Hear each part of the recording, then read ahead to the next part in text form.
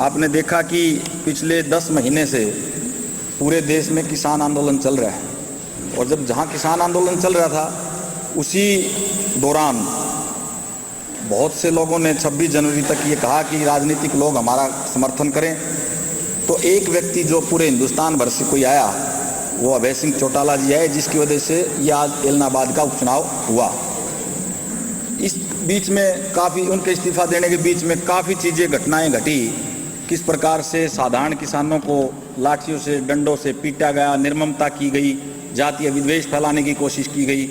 कुल मिलाकर के किसानों को गाड़ियों से रौंदा भी गया और देश के गृह राज्य मंत्री के बेटे द्वारा ये करतूत की गई।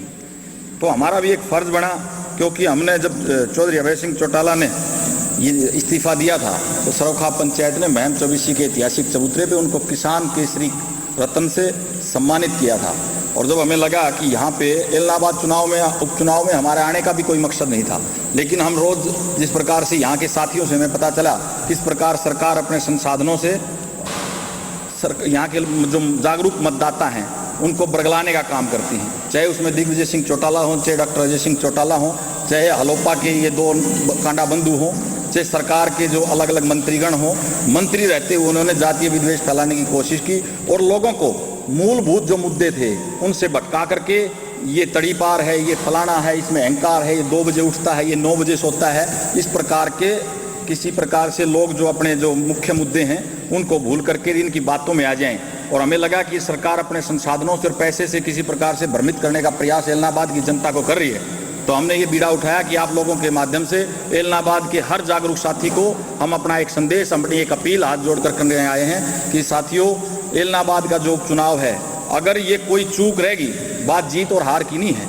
अगर भारतीय जनता पार्टी, जजपा और हलोपा का ये जो गठबंधन है, जो स्वार्थ का गठबंधन है, अगर ये अपनी जमानत भी बचा गया तो कहीं ना कहीं ये जस्टिफाई करने लग जाएंगे देश में, ये कहेंगे जो कृषि कानून हैं वो हमने सही लागू किए थे, क्योंकि एलनाबाद की जनता ने उस उपचुनाव में अपनी इस बात की तस्दीक कर दी।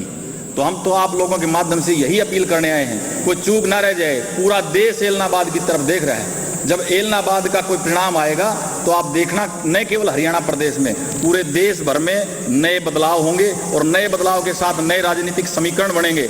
और नए राजनीतिक समीकरण जहां बनेंगे तो हमारे को ये लगता है कि जितने भी दूसरे विपक्ष के लोग हैं जिनसे हमारी बात होती है, हमारी ये कृषि कानून रद्द किए जाएंगे, एमएसपी की गारंटी मिलेगी। और जो किसान पिछले 10 महीने से 800 शहादतें दे करके अपने बुजुर्ग, हमारे 90 साल के बुजुर्ग तक वहाँ बैठे हैं, 800 शहादतें दे करके वहाँ पे बेचारे दुखी हो रहे हैं, वो अपने घर को पूरे सम्मान के साथ लौटेंगे। इसी अपेक्षा के साथ मैं आप लोगों के माध्यम से एलनाबाद के उपचुनाव में चौधरी अभय सिंह चौटाला को वोट करें और भारतीय जनता पार्टी, जजपा और कांडा बंधुओं के जो कांड हैं उनको देखते हुए उनकी जमानत जब्त करवाने का काम करें। आपने देखा होगा किस प्रकार से हजारों की संख्या में पुलिस वालों के साथ लेकर के किस प्रकार से वहाँ पे दहशत फैलाने का, अपना डर और भय दिखाने का कोशिश कर रही है मौजूदा सरकार, जो संविधान की सारी धज्जियाँ उड़ाने लग रही है। तो अब तो जनता जनार्दन है, जनता ने फैसला करना है, 30 तारीख को ही फैसला करना है।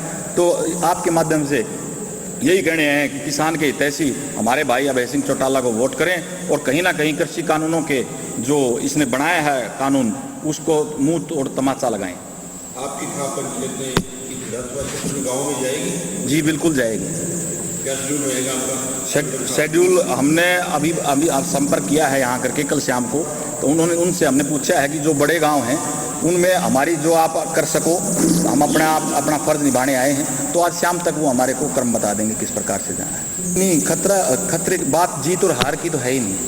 ये तो एलनाबाद के लोगों को और आपके पत्रकार साथियों को, आपको सबको पता है जीत हार का।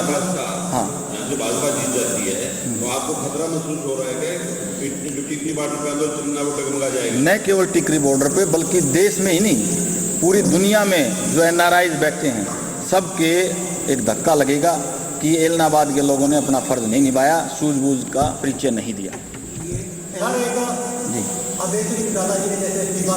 जी मालिक और अब अभी तक वो अंत हुए नहीं है जी, लेकिन उनका दोबारा फिर इलेक्शन लड़ना चाहते हैं एलनाबाद के मैं लिए। बिल्कुल इंतजार कर रहा था कि कोई पत्रकार साथी इस प्रकार का सवाल करे, क्योंकि दूसरे पत्रकार साथियों को मैं सवाल करते देखता हूँ। देखिए साथीगण, 26 जनवरी को किस प्रकार से सरकार ने साजिश रच के इस आंदोलन को बदनाम करने की कोशिश की थी।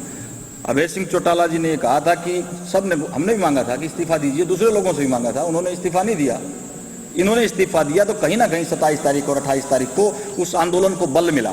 बात ये नहीं है कि कृषि कानून रद्द हुए नहीं हुए, कब तक, इसका मतलब आप ये चाहते हैं कि भाजपा जजपा का ये कांड करने वाले कांडे ये विधानसभा में जाकर के हमारे अनुरूप ये कानून बना देंगे क्या?